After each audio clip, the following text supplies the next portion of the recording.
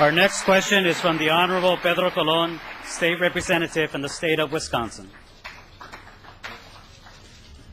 I was just told, by the way, that one of my old colleagues, not old in years, I've known her for a long time. Iris Martinez is also one of my homies. Where is she? There she is. Hey, Iris. How are you? Love you. Senator, you have been a leader on immigration reform in the Senate, but unfortunately, Congress has failed to make progress on this critical issue.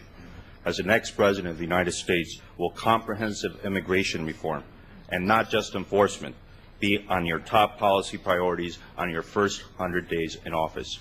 It will be one of my priorities on my first day, because this is an issue that we have demagogued. There's been a lot of politics around it, but we haven't been serious about solving the problem. And I want to solve the problem. Remember what I said in my opening statement. We can be a nation of laws and a nation of immigrants. And what that requires is we do have to have better border security. Although what I want to do is entirely review what we've been doing, because if we think that a wall is the sole solution to the problem, then we're not thinking it through.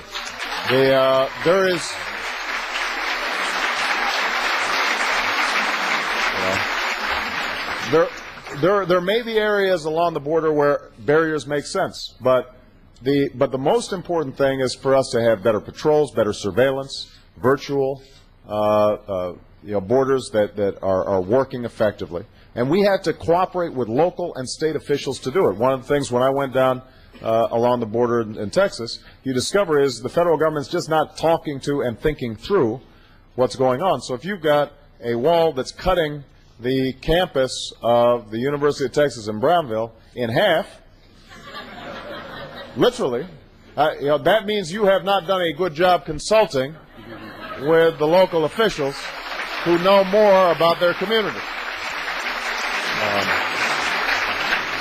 Now, we do need to crack down on employers as well who are actively exploiting and taking advantage of undocumented labor that they feel they can do whatever they want with.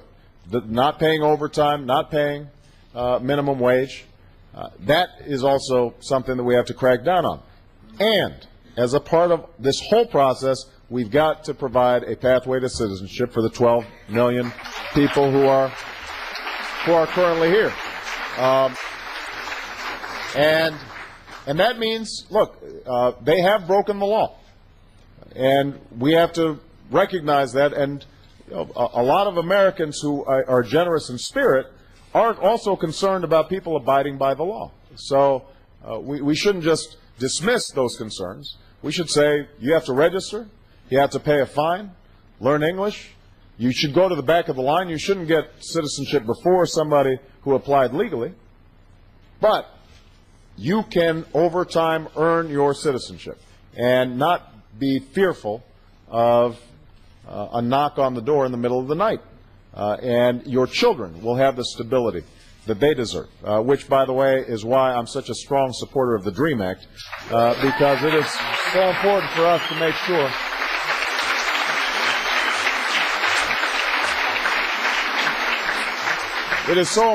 us to make sure that every child in America is getting the education that will ultimately all make us all stronger and improve our economy.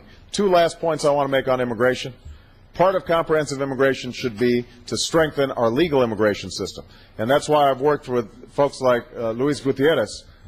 If you are jacking up fees, making it almost prohibitively expensive for people to apply legally, that pushes people into the underground immigration system. And that is something that we have to fix. We have to make it easier. We have to fix the bureaucracy.